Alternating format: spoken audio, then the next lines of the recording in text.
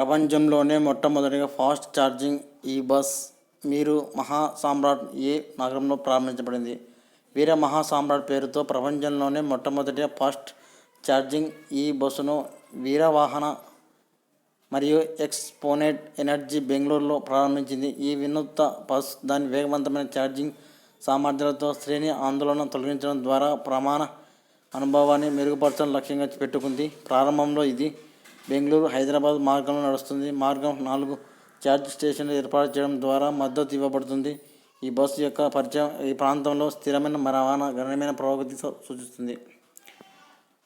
64 లక్షల మంది పిల్లలకు లక్ష్యంగా చేసుకొని యుఎన్ ఏ ప్రాంతంలో పోలియో వ్యాక్సినేషన్ ప్రచారాన్ని ప్రారంభించింది.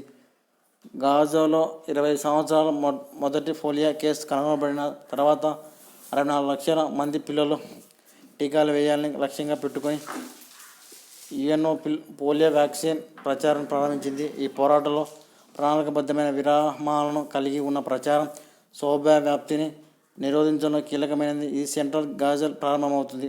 కొనసాగుతున్న సంఘర్షణ ఉన్నప్పటికీ టీకా నిర్వహించబడుతుందని నిర్ధారించే ప్రయత్నంతో హాని కలిగించే ప్రాంతంలో రోగ నిర్ధారణ యొక్క ప్రాముఖ్యతను హైలైట్ చేసింది. Hindustan aeronautics limited HAL chairman మరియు మేనేజింగ్ డైరెక్టర్ అదుపు బాధ్యత పాత్రను ఎవరు స్వీకరించారు?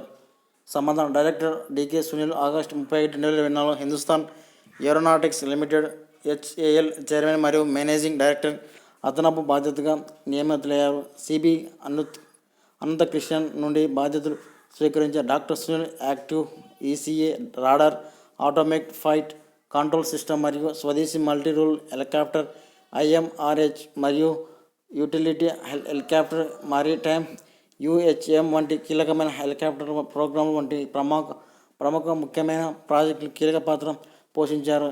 ఈ కీలకమైన రక్షణ ప్రాజెక్టులు అతని నాయకత్వం అతని హెచ్ఏఎల్ ప్రాముఖ్యమైన వ్యక్తిని నిలిపింది.